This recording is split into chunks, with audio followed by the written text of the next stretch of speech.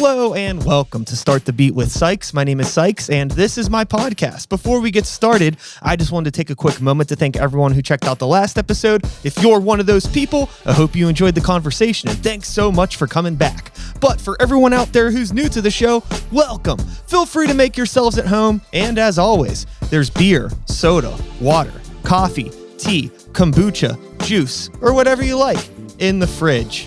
Cheers. What? There it goes. Cheers. Hey. All right. So,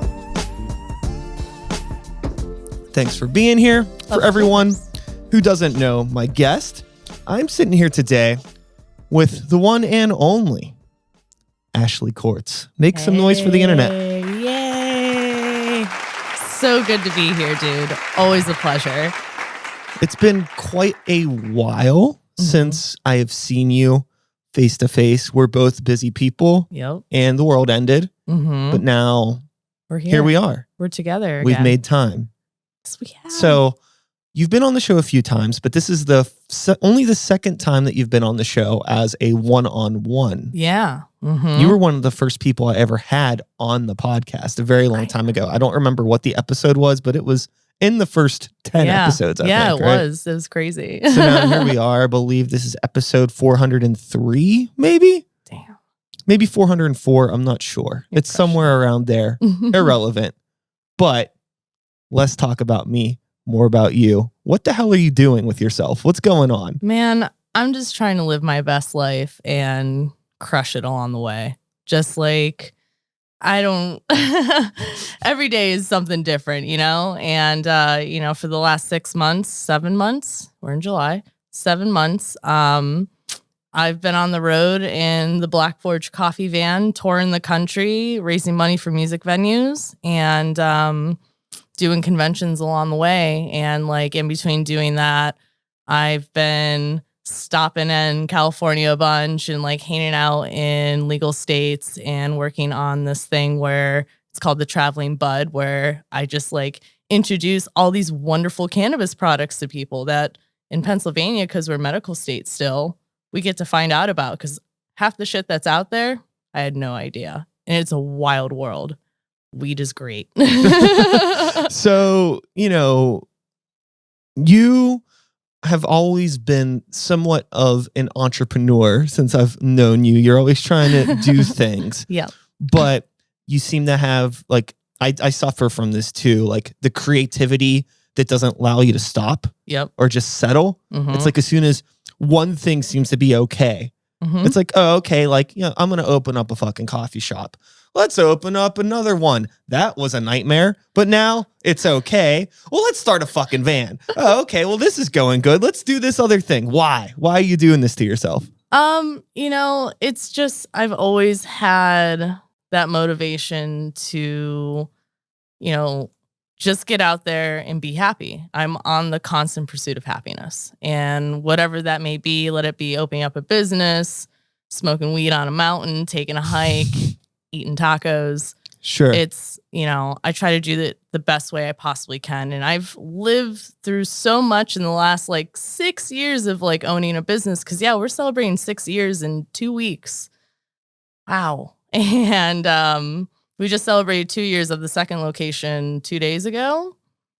And I just want to inspire people. I want to continue to be a positive light for myself and for others, and hopefully continue to learn and educate people on maybe helping them opening up a business or helping them travel across the country and do all these things. So I just want to help people. That's my biggest purpose in life. Yeah, I think it makes sense given the amount of unnecessary bullshit that was thrown your way over the past few years that you would just morph into this ball of positive light. But I mean, it could have gone the other way. It could have been really, really bad. Yeah, I definitely, not to, diminish from the positive light, but, everyone has those moments of weakness, and I've had plenty of them. And unfortunately, I've put myself out there as a small business owner and as a person to express that And, one of the biggest things is like, you can't be afraid to kind of be vulnerable anymore. Like, especially if you're going to put yourself out there so much. Just kind of let it ride, take a step back, focus on yourself. Don't worry about like what other people are thinking, and, really just sit down and be like, what do I have to do to, just get out of this funk? And like, I hit a wall right when we were building out that second location. I never been in such a position where I was like, I'm giving up. Like that was the moment where I was like, I'm going to throw all of this away. I don't want to do this anymore. And I need to work on myself because this business has drained me of every little piece of my body. And I took the time, and I am very fortunate, up to that point until now is like, I've made a business and a family for people to come to. And I have this beautiful staff that have stood by me through the thickest of shit. And, and they still continue to ride through it, and they let me heal myself, and they let me recharge and take the time to really figure out what I needed to do and where Black Forge needed to go. And I did that, and I opened up a second shop. And then shortly after that, COVID happened, and I was like, what do we do now? Like I just got out of this shit and opened up this second location that took way longer than it was supposed to.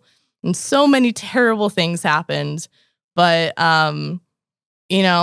I just remember the day like COVID happened, and we're all sitting in the office, and we're like, what do we do?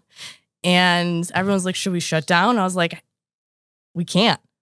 If we shut down, we're done. Yeah. I don't care if $2 comes through that door and I have to work every single day and do all these things. Like we need to get through this.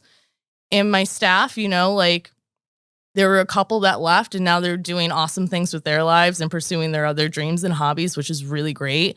But I still have this amazing original staff that, we made decisions together. I didn't just say we're staying open. We all decided together what was the safest, what was, the best option for us. And I think that's another really nice thing to do for your employees is to let them be a part of decisions, especially when it affects them like that. They don't know if they're working, they don't know what's going on, how are they getting paid? And I didn't have those answers. No one did. Like no one knew what was going on. So I just took everything day by day and just included those employees to make decisions with me so we can survive. Sure. And, during that time, I didn't know what we were going to do because that second location, like I bought that building, like I have so much debt to that building. And, I just started making money, and it's a venue, and that's how we were supposed to make a huge portion of our income was through shows, and it was taken away. And we were only, operating as takeout only. And I was lucky if I saw 5 people. I moved all of my staff over to Allentown so they could get hours and get shifts. And I worked McKees Rocks by myself for a year or so. Every day, just, doing the thing. And I was very fortunate for that time because it gave me time to like sit back and be like, okay, what do I need to focus on to get through this? And like, I took the time to like make a website and like figure that out. And I was like, okay, I can figure this out and do. And then we started like introducing more coffee that we were roasting and like working on more collaborations and products that like didn't involve people being somewhere physically. And I saw so many people take off doing that. Like, I think with what happened with this pandemic, it inspired a lot more people than what they actually think to be better than the situation and figure it out. And like, look at you, dude, you're crushing it. Like you're sitting here in this really cool space and you're just constantly putting out product and it's amazing. And that's the people that I like to be surrounded by and like continue to have these relationships to tell these stories and stuff because like you took that time to really focus on like, what can I do with my strengths to come out of this? And you did. You got like 10 projects going on I don't know how you do it, so I don't know why you're asking me how I do it, Well, I feel like a lot of it is like, I feel like I'm hanging by a thread, and we Yeah. don't show our weaknesses too much out there. So Right. it always looks like it's 110% killing it all the time. But Yeah. it's really more of like a 20% killing it, 80% stressed out. Yes. Yeah, no, I mean, I've learned over the years, and I've just always been this way of just being super grateful and humble and just, appreciating everything that's been given to me. Cause like what I've been through as a business owner, it wasn't easy. Like trying to figure out how to open up your first business and then being thrown into having to open up a second business because you couldn't continue to be a venue anymore. So you had to figure out how to be a venue still. So you buy a building and then that didn't work out and all this stuff. And like every day when something happens, I kind of just like, well, okay, like let's just figure it out. Like at least I don't freak out anymore. Oh, Sure. like, and I'm so honest with like my mental health and everything that I've gone through and like what I continue to go through. And it's just like, it's okay to cry, like you just got to cry it out and you just got to sit there, breathe through it and just take it step by step on how to figure it out. And that's what really helped me. Cause I used to be somebody that would like turn on a dime and just like, oh my God, the world is ending if, the espresso machine went down or something like that. But now it's just like, I mean, today it happened. I was in the office, like doing a bunch of paperwork. And then my employee came up and they're like, steam one's broken. What do we do? And he had a line of people. And I just walked downstairs. I'm like, you know what? I don't know. There's nothing I can do. There's 2 buttons on it. It's not working. And I just casually told people like, sorry, just no hot drinks. Everyone's like, okay. Like what's the worst thing that's going to happen? Someone's going to be like, oh, bummer. I can't get a hot latte on an 85-degree day. What? Sure. But, like those are the things that, happen. And before it was a lot harder to deal with it. But now I'm dealing with, like owning this building and paying back these loans and trying to figure out all this stuff because like there was a lot of help for small businesses, but like a lot of us didn't receive help.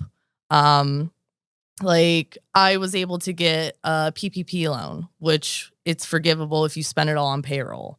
So I just spent it all on payroll and I was like, yes, this is going to help us. But then the second round was like, it might be forgivable. I'm like, I can't take on another loan because I'm so far in debt already. And that was the thing is like, there was so much money available, but they were all in forms of loans. And I was like, damn, can't do that. Grants were available and I spent so much time filling out grants and all of this stuff. I've never heard a thing back. And I was like, fuck, what do I do? I know what I'm going to do.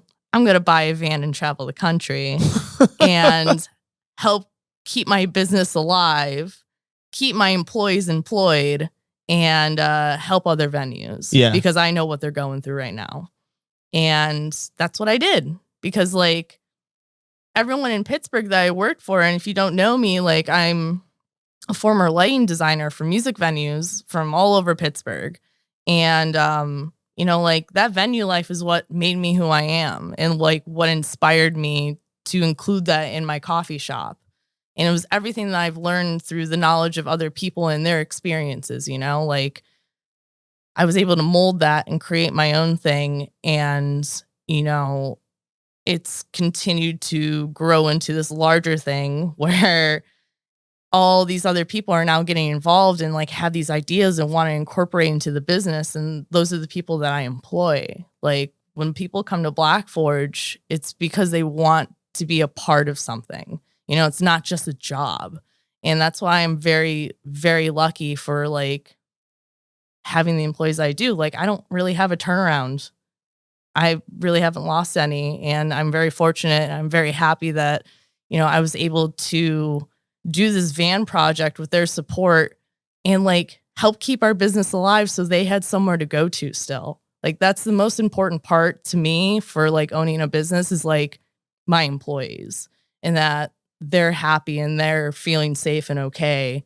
And like, yeah, I care about myself too, and like how I'm going to get paid and like how I'm going to eat and stuff. But like at the end of the day, they're like my kids and they really matter to me. So that's why I went out and did this. It wasn't like, oh, well, I'm just going to go do this just because. It was like, no, I had a mission, and I can sit here and say that I successfully fulfilled my mission. Like I bought a trailer and stuff. That didn't work out because I couldn't travel across the country with it. Too much money. Like it just didn't make sense. So I just did coffee pop-ups where I like brought all of my coffee equipment and brewed hot and iced coffee and like teas and stuff like that, and do these pop-ups at these venues or small businesses and the Oddities and Curiosities Expo, which I'm still doing right now. But like in between that with the SOS missions, like when I ran the numbers about a month ago, because shows are coming back. So I'm like, okay, I can take a step back from this, focus on the 2 locations at home, but still do my conventions and other pop-ups that I have planned for the year. I was able to raise like over $10,000 for all these small independent music venues. And like, I didn't really make money off of the tour, but it was a great experience to feel like I can give back to that community in some sort of way, you know? Yeah. And it was just a really great experience to do that. And I'm really grateful for, you know, the Oddities and Curiosities Expo for keeping me on. And like, I'm confirming that I'm doing it again next year. So I'll still be on the road. And I'm actually confirming some dates with some tours going on with some bands to jump on for like a week or two and like do these coffee pop-ups still at the venues and still continue to raise money for them, and just like, here's some money. Thanks for like having me, and like continue to get the name of Black Forge out there and like support all the things that we like our mission is based off of, which is like art, music, and coffee. Mm-hmm. Because like my team right now, like I come home and it's like, yay, Ashley's home. And I'm like, what can I do to help you? And they're like, nothing. Everything's fine. I'm like, man, I feel pretty freaking useless. Like, you know, like, yeah, I have a lot of paperwork and stuff that I need to do, but like they got it and they're just doing it. And that's why I feel good about being able to just push forward and like focus on getting our name out there more, and like working on these coffee collaborations. Like I'm doing one with the dispensary right now here in Pittsburgh, Delta 9, which is really cool. And then we did that Code Orange one right before COVID. We did one for that office hours, like podcast thing. We did coffee for the Satanic Temple.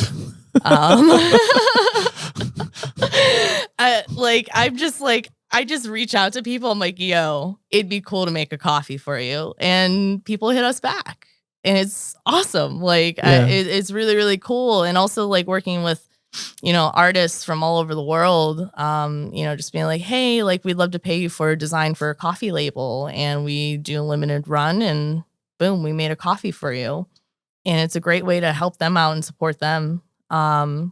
In like the Oddities and Curiosities Expo, I made a specific coffee that I sell for the tour, and people love it. Like when I'm at those conventions, it's insane. I think they're still operating at like 25% capacity, but at these huge convention centers, but all these people are just like so happy to be out and like doing something. So they get super stoked. They're like, oh my God, this really cool metal coffee shop. And like, I give them samples of coffee, and it's just really cool. Like it feels good to be in such a sheltered space and coming back out and like talking to people and like hearing their stories of what they've gone through, and like, you know, how they're just stoked to be out and connecting again. I think it's really important. I hope other people have like taken advantage of it, you know?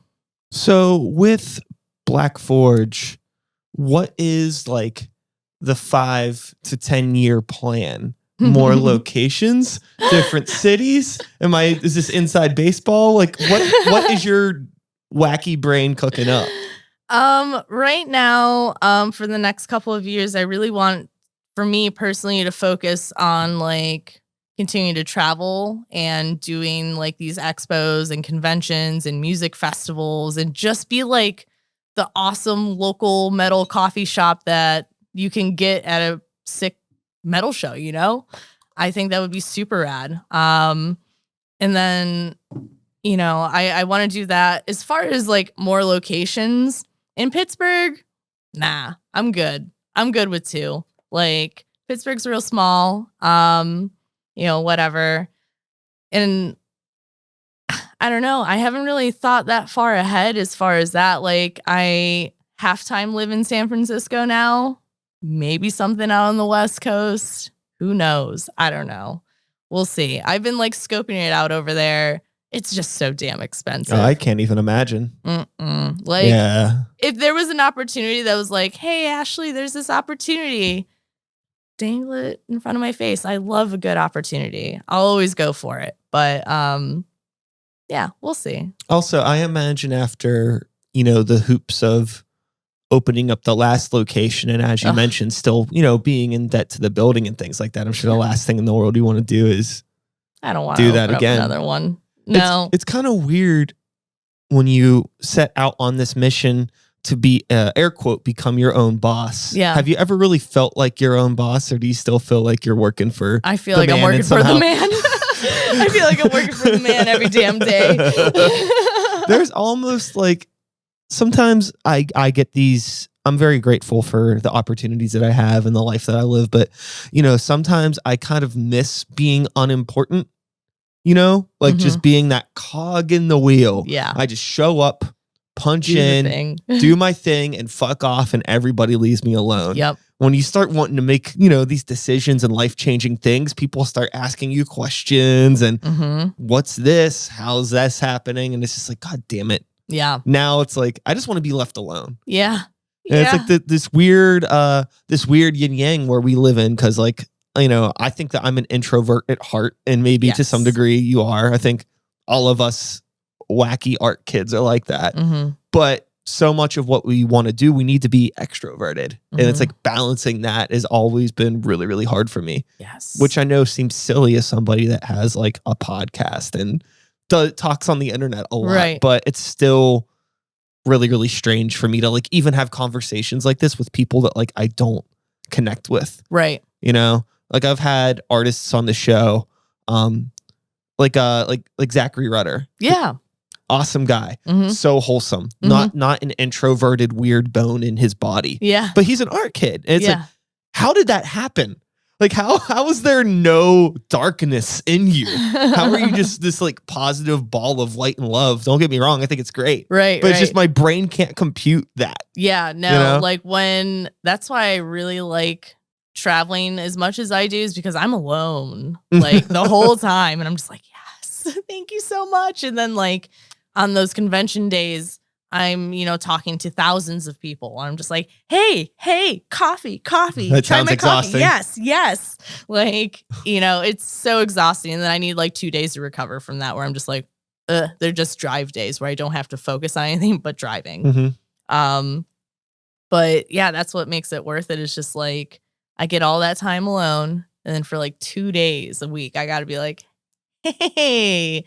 And like, you know, on the internet, everyone has this like perceived notion that like you said earlier, like you're killing it, you're just crushing it, but deep down you're like, oh man, I'm so filled with anxiety, I don't want to do this anymore. Like, sure. You know, and I still have those waves where I'll sit down and I'm just like, what the fuck am I doing? Like, why am I putting myself through this? Because, you know, like the ultimate thing for me is not to, you know, be rich or to have all the things or whatever, just to be happy, you know, just be comfortable. That's all I want. I don't need to, you know, fly across the world 100 times a year and shit like that. It would be nice, but that's never going to happen on a coffee salary, you know? Sure. But, you know, it's just to be content with it is what I want. And that's what I hope that, you know, my employees look at it as, because the nice thing too with them is just like, they're able to hit me up and be like, yo, can I go on vacation? I'm like, yeah, just figure out your schedule, man. Go ahead.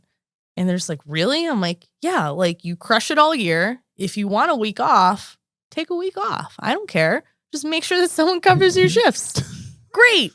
And like, I know I never had that opportunity. And yeah, I just hope that helps everyone out at the end of the day. It's just being humble is the best thing. Mm-hmm. But it still gives me anxiety every day to like see people, especially after being gone for so long. Every time I walk into the coffee shop, people are like, Ashley. I'm like, yay. Quick hug. I have to run upstairs. I'm so nervous right now. But yeah, no, it's been really rad. Yeah, I think that there's when you're dealing with so many people all the time and you're trying to do all of these things, it's like, how much is enough?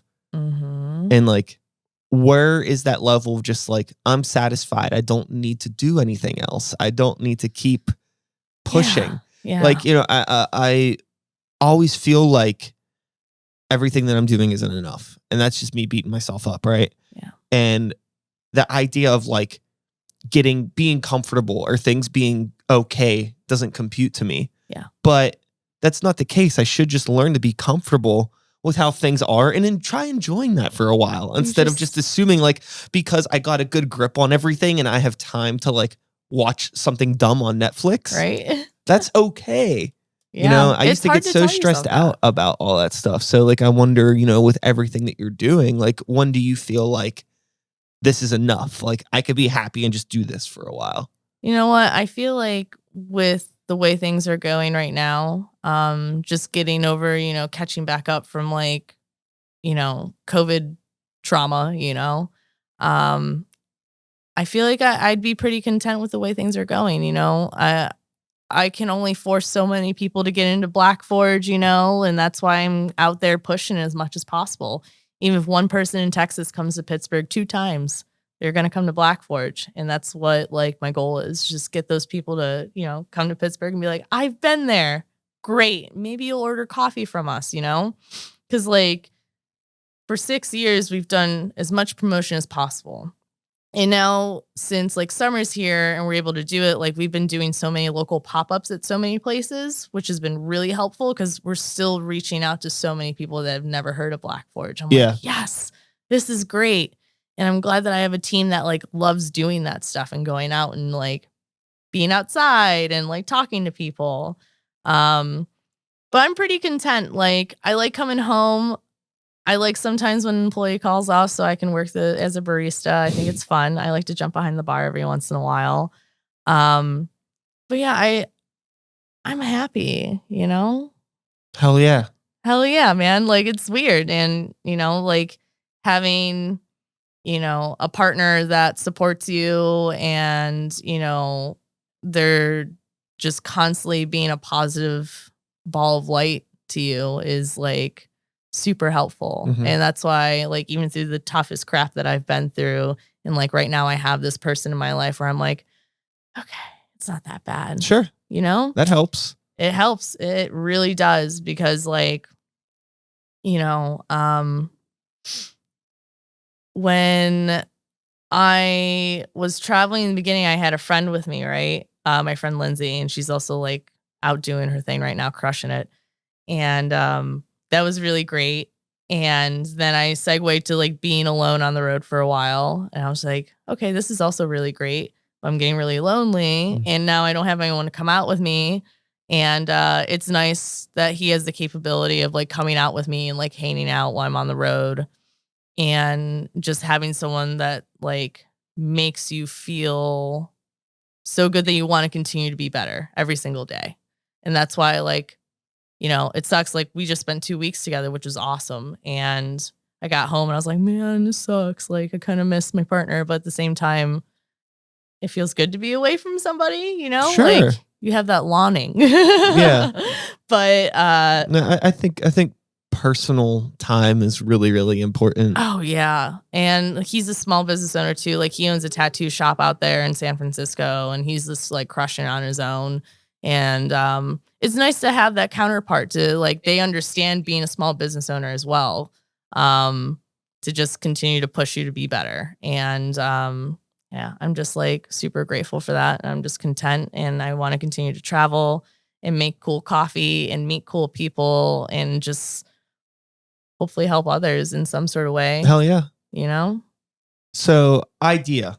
Yes. I don't know if you had considered this, if it's, I know that it's something that could be done, probably a pain in the ass, Mm-hmm. but in the future, the only thing that I would like to see from Black Forge in the next 5 years is selling canned cold brew. That's my only request. Yeah. Oh yeah, man. It's been in there. We're working on it.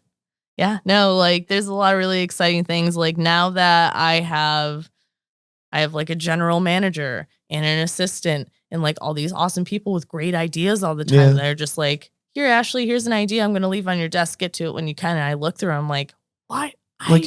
Oh my God. It's like even outside of the cold brew, because like there's company like Starbucks makes those shitty fucking canned lattes and things like that. It'd be really fun if you were able to like can Dragon Knots and stuff like that, right? Oh shit, that would be really cool.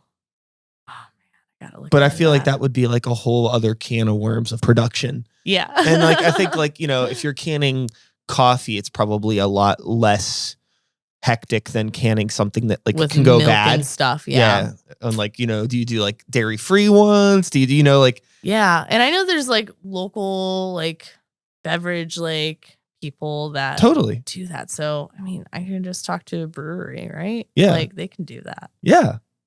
We know brewery people. I know that like Mechanic Coffee Company, they can their cold brew.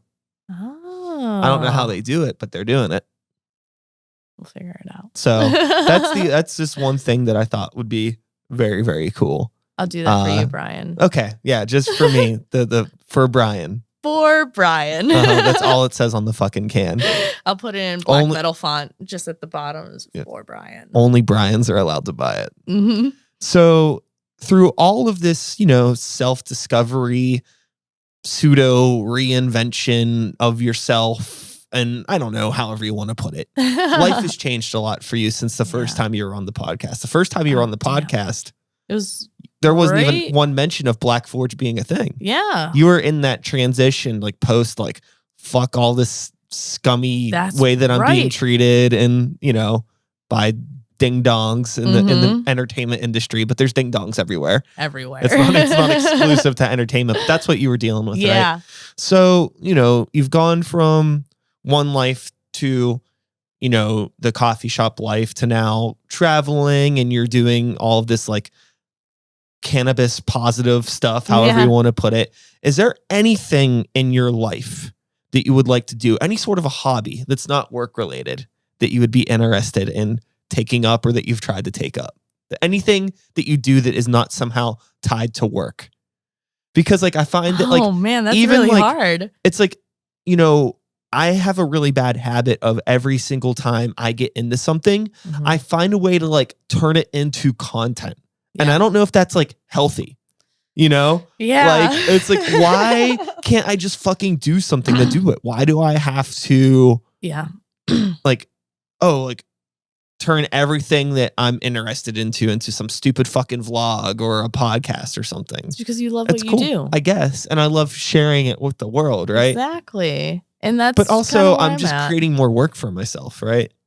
But you also love to work. Do you ever feel like you're creating more work for yourself, like with the cannabis thing? Or is it something? Yeah. I have like a team of people that I recruited to help me like do this cannabis stuff. And I like put a little stop on it because I'm like, this is so much work right now. And I have so much Black Forge work I have to do right now, just getting caught back up. Because I was super going hard for it because everything was like smooth sailing. And then like more just debt and bullshit, you know, it just happens. And you're just like, fuck. But yeah, no, I feel like I'm already doing everything that I've wanted to do, but it's work. And that's really hard. Cause like, I can't even like, I tried watching TV the other day and I was just like, nope, gotta do Black Forge stuff. You know, like I don't know how to just be like a person.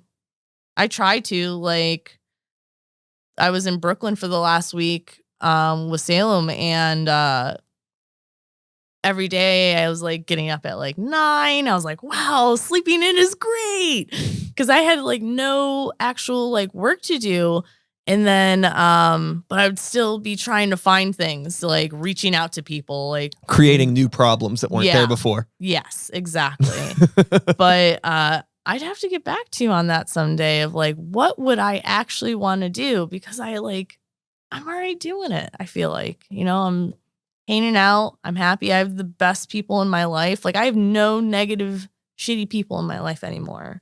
That's such a relief. I don't like, once you hit that point in your life and you feel that weight lift off your shoulders, you're like, damn, you don't know how much you take on from other people like that, And like, I'm glad that my life just kind of transitioned in all these weird, strange ways from all these directions at the same time. And everything just kind of makes sense now. Yeah.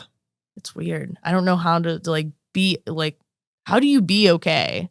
I don't know. I feel like I have to live in a constant state of chaos to function properly. I can relate. With Black Forge, and now we're going into, your second, the McKees Rocks location you said just turned 2, right? So, Black Forge 1 in Allentown, it was, it's always been the heavy metal coffee shop with a little bit of, Satan and debauchery sprinkled in, right? Yep. And it was always like, well, how is the community going to react to this? And for the most part, people were like, whatever, I just want coffee, right? Yeah, yeah. How has McKees Rocks and taken to this aesthetic? Okay. So in the beginning, it was a little rough. Like I knew already, like going into that neighborhood, that we would probably get some kickback for the aesthetic that we have. But at the same time, like you don't have to support something if you don't want to support it. And that's okay, But a lot of the community, like the residents that live there, love us. And at first, it was like a lot of outside people because we're like a destination point. Like McKees Rocks isn't like as heavily populated as Squirrel Hill or like whatever. So people like drive out to Black Forge mainly. And that's why I was super stoked to have that McKees Rocks location because it has a parking lot. Yay. All the room for all the things. And, I put the goat logo on the front and like I knew that it was going to get some reactions. And it did. But honestly, not as bad as you think. Like when I opened up Allentown, that was way worse. And that one wasn't even that bad compared to the McKees Rocks location. Like we have a big pentagram like on the stage, Yeah. And people look at it and they're like, that's funny. And then they turn away, Sure. But there are some people that have walked through the doors and are like, and they go. And it's like, we do it because I always want to promote the fact that like we have the freedom to express ourselves. And I also feel like when people are given an opportunity, like coming into a small business, like to get something as simple as a cup of coffee, it opens their minds a little bit about, like what their experience is. Like, oh, this place is like painted black and there's a pentagram and there's like this goat guy. But there's the nicest baristas in the whole world. This doesn't make sense. Like all of my baristas are like, ha ha ha, how are you? And they're so great. And they like, I feel like the whole purpose of Black Forge is to just give you an experience. And, like we have in a way put ourselves in like a little box with like what our reach out is, but also like over the years, I have started to change our branding a little bit because like I do want Black Forge to expand. And before I was just like, Black Forge isn't going to do anything. I could be this little Satan coffee shop, whatever. But like we started getting our name out there and, we have so many likes on Facebook and Instagram and all those things, and it makes a difference. And before I didn't care. I was like, I'm just going to do what I want. But, just for the purpose of like, we have this really great thing going for us. And like all of these wonderful people have all these great ideas. Like we did that heavy metal parking lot thing. Yeah. Crushed it. I didn't even plan it. I had no part in that. That was like one of the first events I had no part of and they killed it. And I'm like, damn guys, yes. But yeah, you know, I don't know. It's what was I talking about? Well, my original question was just asking about like how the community has taken to the aesthetic of Black Forge. When we do events like that, like that's like when the community's coming out too. They love seeing those things because they've never had it before. And like we started doing the food truck Saturday things, and like, you know, as Black Forge being this like heavy metal aesthetic, Satan, whatever coffee shop, you can find anyone come in there. Like the judge of McKees Rocks and the mayor of McKees Rocks come in every single day, you know, and they love it. And I feel like it's just a life experience to just break through and be like, wow, before I was afraid of Satanists, but now I love them. No, I'm kidding. I'm not. Like, Black Forge is not a Satanist establishment. I wouldn't put my employees under that. But no, I think everyone just understands that it's just for fun and giggles, you know? Yeah. And like, it's just a cool experience to see all these new people coming into Black Forge, and like literally every day we at least get one review on Google. Like it's before it was like, oh, you know, the occasional whatever, but like at least one a day, and it's always something really positive. And it's like, this is my first time here and I was a little afraid at first, but I loved it. Someone wrote like, these Satanists know how to make a damn good cold brew. And I was like, 5 stars. And I was like, cool, man. You know, like I love seeing those things. So yeah, the community over time has definitely warmed up to us, especially because they see like how much we're giving back to the community as much as possible, because that was the biggest focus for Black Forge, is like giving back, especially in these neighborhoods that don't have a coffee shop, you know? Yeah. That's what I always wanted to do, is just to help bring up the neighborhood that may be a little depressed. And there was no other, like there's Hollywood, there's the Roxy. Thank God they're opening back up. You know, that was a huge, like they were our sister company. They opened up right before we did. And we're like, bam, like just their customers are coming to us, and like bands were coming over and like hanging out. It was so cool right before COVID. But, you know, hopefully with the swing back of shows and everything going on, it just like everything will work out. Because I don't feel like McKees Rocks got its chance to shine. And I think because I dealt with so much stuff personally, especially, I feel like my business knows when I'm personally not doing okay, because it suffers a little bit. Like not as much content is going out, or this is happening, or whatever. And I think it really reflects on that. So I have to constantly make sure that I'm in this positive mind state to continue the success of the company, and like keep the morale up, and like engage with my employees and stuff. Yeah, it's just like every day is just a new weird thing, and hopefully I'm trying to do my best and figure it out, but you know, I think it's going okay. And it's weird to say that, because before things were not okay. You know, I was constantly afraid of having to shut down my business because of something stupid happening.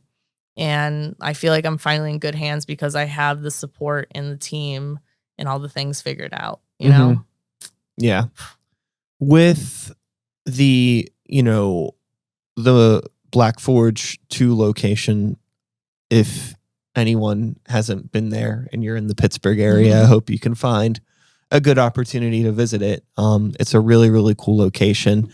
And I'm glad that you were able to work through the past year, because there were some people that couldn't make it work, and it would have been like a huge fucking bummer. Yeah. You know, because aside from the coffee element and the what you're able to provide to the communities, I think like for like the local music community, Black Forge Allentown was like one of the only mid-level places where bands could start playing shows without having to deal with a bunch of bullshit. Yep. Like I've had a lot of bands on my show that have said like their first show was at Black Forge. That's and awesome. It's really, really cool. And it's like, you know, they're without that space being there to give bands that opportunity, there aren't many other places or people that are willing to go out of their way to put in the effort. So kids that are underage, or just people that don't want to sell 50 tickets to open up for somebody at, you know, yeah, the Smiling Moose or whatever, right? Like there's a stage here for you. And that was the reason why I put myself through hell to open up that second location, man. Like, I felt like I would be letting a lot of people down if we didn't do that. And like, sitting here now and like looking back at that was fucking hard. It was really hard, but at the end of the day, no matter what, like, bullshit that I went through, so worth it, because like now our stage is opening back up, and like, you know, Shadow Corvus is playing like their big show in a couple weeks, and like there's so many opportunities. Like, there's, you know, all these vendors, these small business owners that, you know, probably suffered during COVID or just started during COVID from inspiration, now have a place to sell their stuff and like be a part of these events. Yeah, there's a lot of really great things in the works, like Joe Cohan. I've been working with him for over a decade. And like, he's our sound engineer, and like having someone like that a part of my business, and like he's helping book shows and stuff, is like such an honor. Like, it's so cool to have those people from all different aspects of my life somehow contribute to what's going on with Black Forge, let you be playing there or whatever. Like, everything to me, and this is how I live my life, is just like, things happen for a reason. And I think, you know, a lot of the bullshit and the suffering and all that has happened so I could be better and continue to work hard for the people that I care about and that help me get through a lot of shit, you know? And I just love providing opportunities for people. And I think, you know, being a venue owner is really, it sucks. It's hard, because at the same time, like, when you're trying to get through the bullshit right now and also put on shows and also trying to financially make it make sense, and also like all these other obstacles in the way, it's so hard. Sure. And that's the biggest thing right now. Like, we have to charge $20 for a ticket for a show. We have to do these things because like we didn't have any assistance, you know, like how are we supposed to put on these shows? Because now our expenses are so much higher. And, you know, just trying to navigate all that. And that's why, like, when I talk to bands and when they email us, I'm like, hey, just so you know, like, we're willing to work with you, you know, like, you just have to work with us too. We have to figure out a happy medium, because we're trying to give people the opportunity to put on shows without, you know, having it be super expensive or whatever. And, again, I think that's the wonderful thing about having, you know, like Joe a part of it, and like my general manager and like all these other sound engineers putting on the shows at Black Forge, is that we're all just trying to make it work and make it make sense. Like, we're not trying to be like, yo, room rent's $400, give us $400 or you just can't have a show. We'll be like, no, like, let's just try to figure it out. Sure. It's like, yeah, you don't want to do that, but also like, you can't like maybe be as relaxed as you were before with bands that are just like, for lack of a better way of putting it, they're just wasting everybody's time. Yeah. Like, before, we used to book the room for $150, and like anyone could do a show. And like, that's what we wanted to, is like anyone could do a show, whatever you want to provide the opportunity. But at the same time, like, $150 just paid like our sound engineer and like a portion of the electric. You know, it just didn't make sense for us, especially like in the Allentown shop, like that, the venue like didn't make money. We just did it to do it because it was important to us to keep that music alive, you know? And now that we have like this venue, it's a whole different ball game of like the DIY shows that we used to do. And, you know, it's just a constant learning experience. And I just really hope that like the local community and stuff like comes out and sees that like you can talk to us. Like, if you want to throw a show, let's book a show, man. Like, I want anything and everything to happen in that room. Yeah. Just because it's there. That's it. We're losing venues all the time. And like, how many venues have we been down since COVID? Like three or four that shut down. And that's just here. And I think that's insane that, you know, all these people spent so long like building up these venues and providing a space, and it's just gone. Yeah. Especially for this younger generation, you know? So yeah, Black Forge is a home to everybody. And I really want to see people take advantage of the the fact that like there are a lot of really hardworking people at Black Forge that want to help them, do these events. Like I have 2 people actually getting married there in the next year, which is that's really cool. cool. So yeah, that would be like our 4th wedding. That's fun. So that's like really cool is that we do events like that too. And it's such an honor for people to be like, can I get married at your space? I'm like, yeah, if you want to. It's not that great, but if you want to.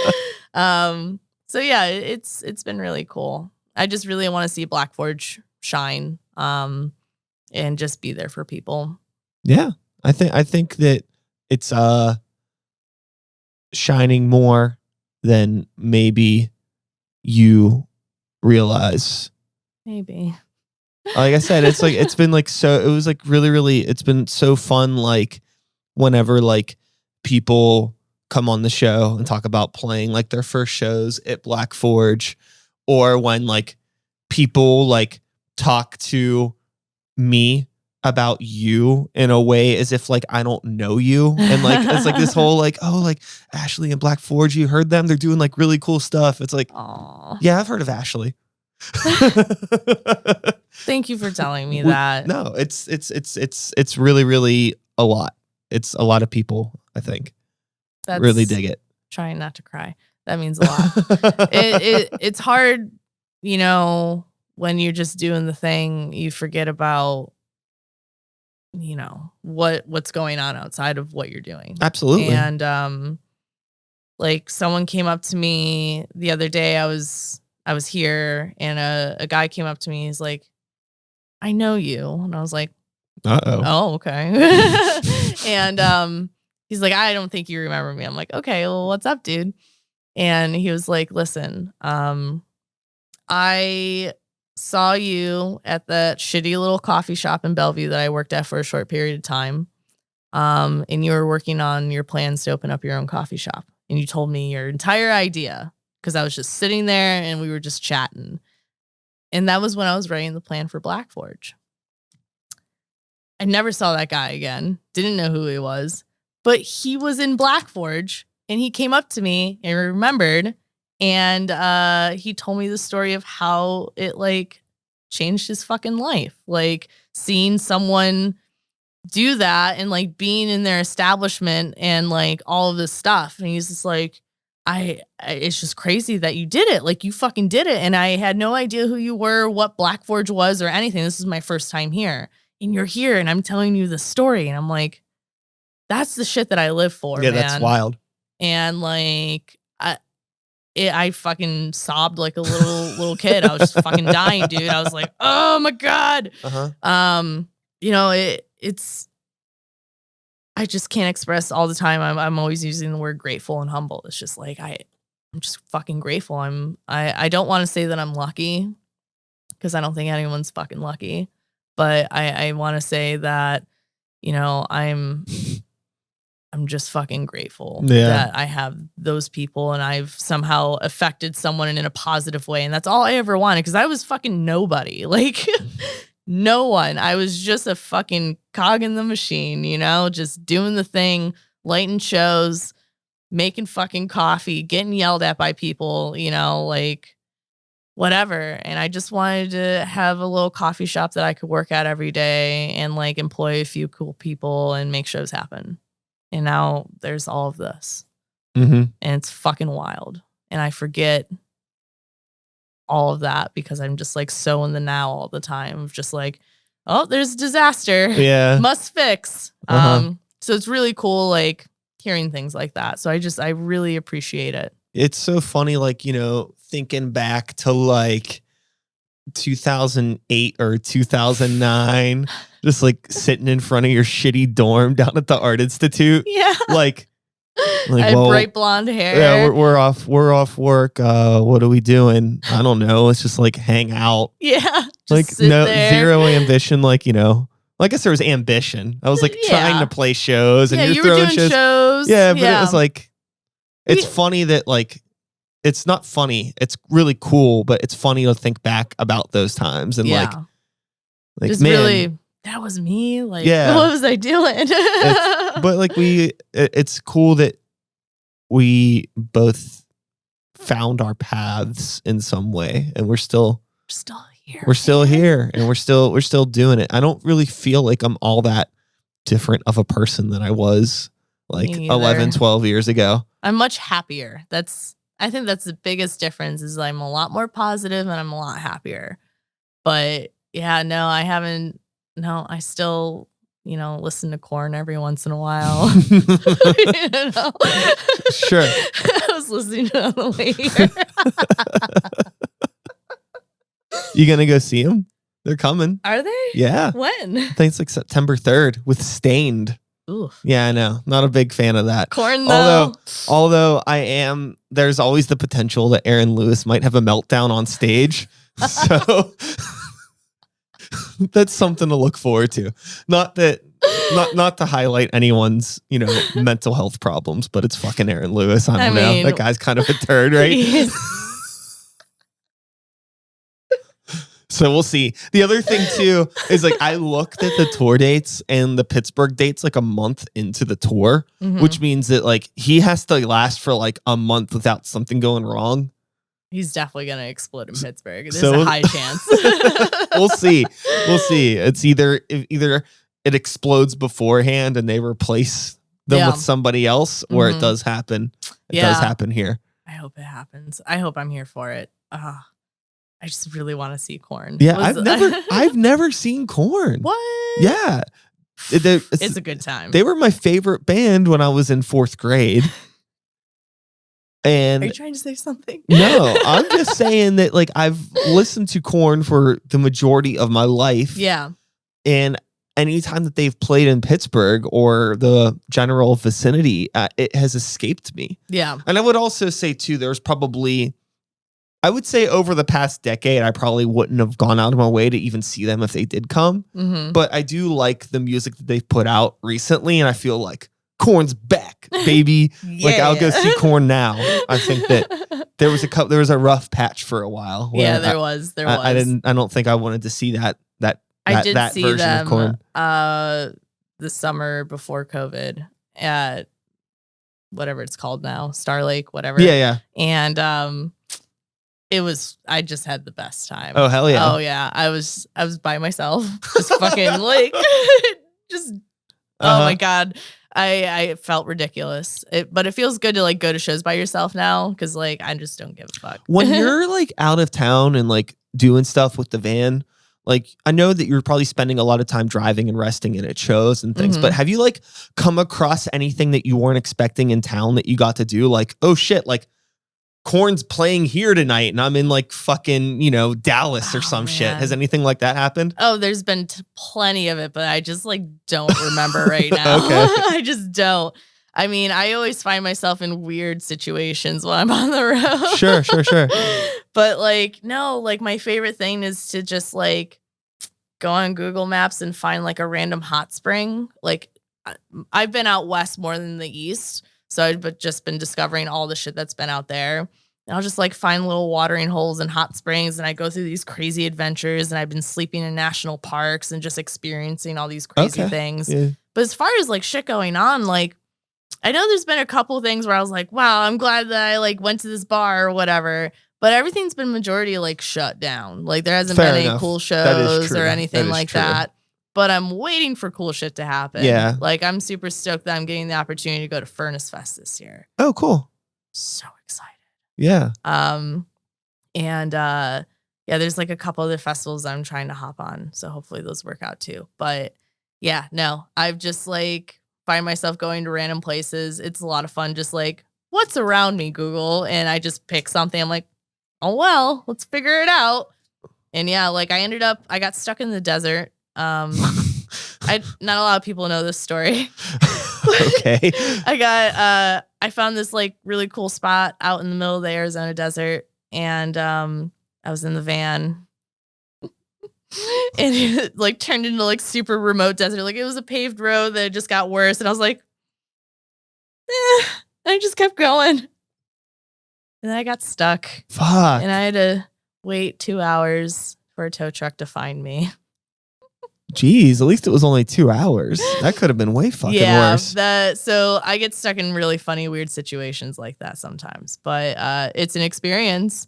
If you're ever going to Arizona, don't go past the paved roads because there are loose sand ditches. Sure. And you will get stuck in a van. Well, now you know. Now I know. Now I'm never doing that again. You've learned.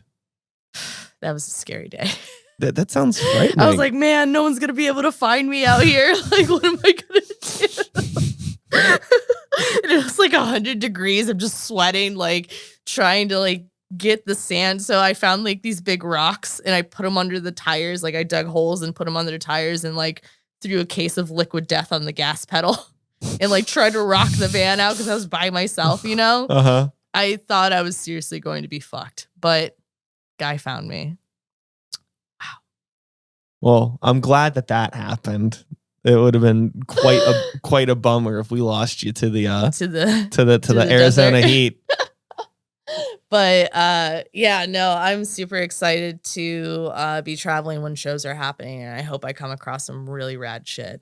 Like I know all of us have missed live music so much, and that was like the joy of it. Like just scrolling or like checking, whatever website and be like, what shows are happening today? And you just find like the coolest, weirdest shit and you just go. And that's what I'm looking forward to. So, Hell yeah. Hell yeah. So with all of that being said, I don't really think I have too much else to say. We're just going to put a pin in this conversation for now. Yeah. And I assume that we'll pick it back up in the future because this story is not done. It's still never done. It is still writing itself. And I feel we should do like every 2 years, just like revert back. I'm sure the next time I talk to you, there's going to be some new weird thing that's happening. Like I have no idea. I can't even imagine what it is. I don't even know what's going to happen next You're doing week, so like, we'll see. You'll be doing like,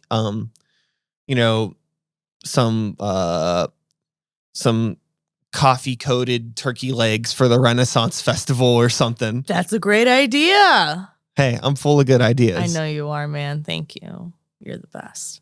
You're the best. Well, with all that being said, thank you, Ashley, for coming by. Black Forge Coffee House, the Traveling Bud. Mm-hmm. Why don't you let people know where they can find you online and in reality, or at least your coffee. Leave Ashley alone. Yeah, leave me alone. So you can always follow Black Forge Coffee. It's at Black Forge Shop on Instagram and Twitter. You can find us on Facebook. It's, Black Forge Coffee House, Black Forge McKees Rocks. That's where we're posting all of our events. You can order coffee from us and check out all the things on blackforgecoffee.com.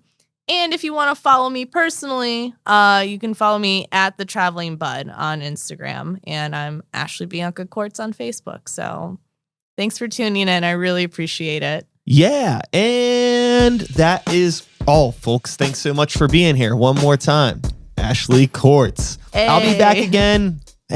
I'll be back again next week with another episode and another asshole. Same time, same place, same channel. You know the drill. My name is Sykes. Start the beat 2021. Whoop, whoop. Thanks for listening. And we're done. That was a podcast.